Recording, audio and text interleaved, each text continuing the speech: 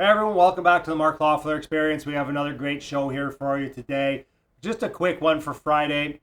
We're going to go through my top three mistakes that new investors, new buyers make when purchasing a home. Number one is focusing on purchase price. I hear it all the time that they get so caught up in how much it is, or as investors, we want to go to where it's cheap. We want to go, oh, if I'm buying something for $100,000, it must be better than if I go pay $500,000 for something.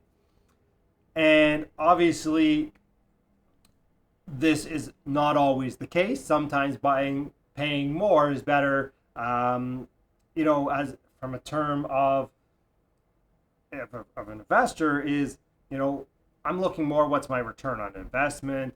Is it in a better area? Do I get better tenants?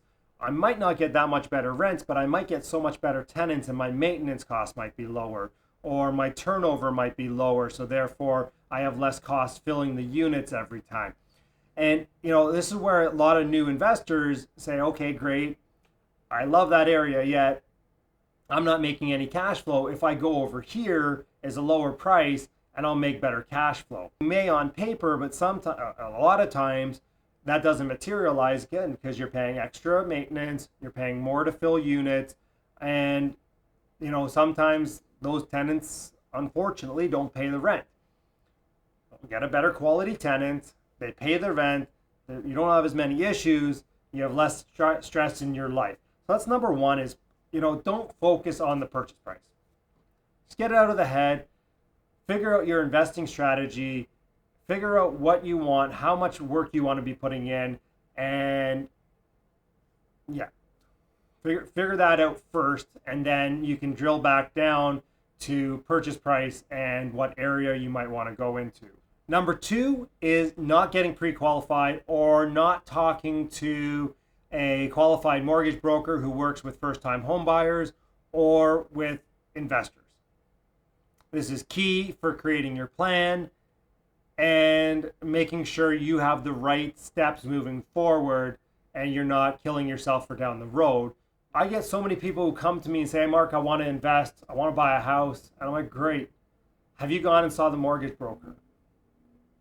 Have you gone and talked to a mortgage broker who understands her first-time home buyers or who understands investors?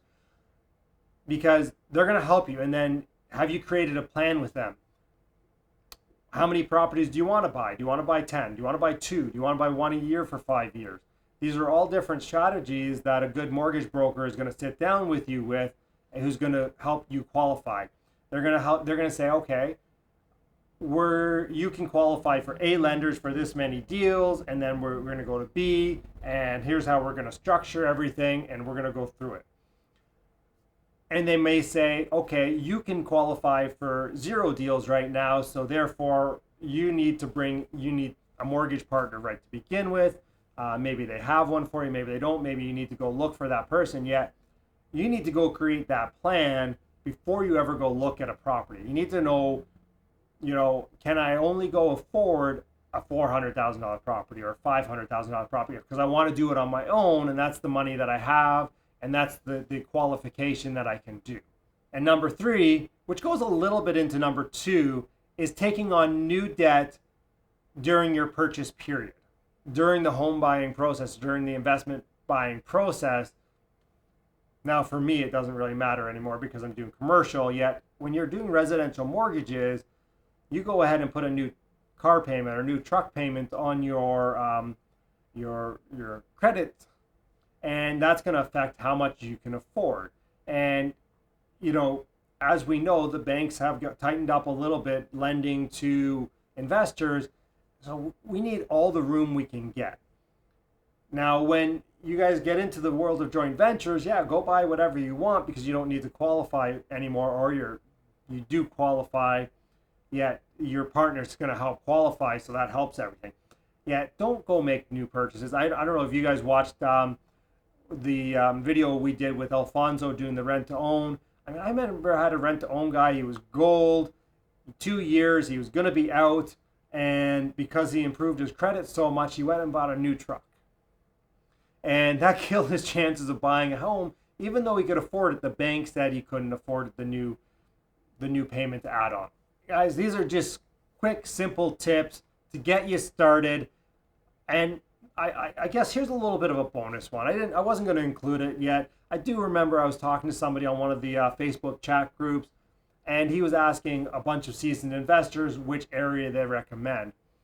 I'm going to tell you, as a new investor, to get out, and I would explore 4 or 5 different areas. This person wanted to joint venture with someone, and my thinking is I want to go explore different areas, so therefore I can go and tell my joint venture partner why I chose that area.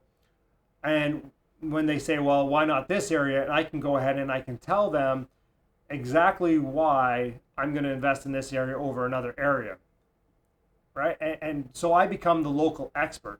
I don't know that if I don't explore those different areas.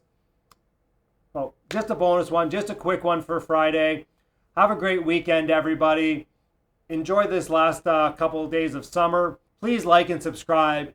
If you got value out of this video and you think you're in a group, or you think one of your friends might enjoy it, please share it with them. We do appreciate it.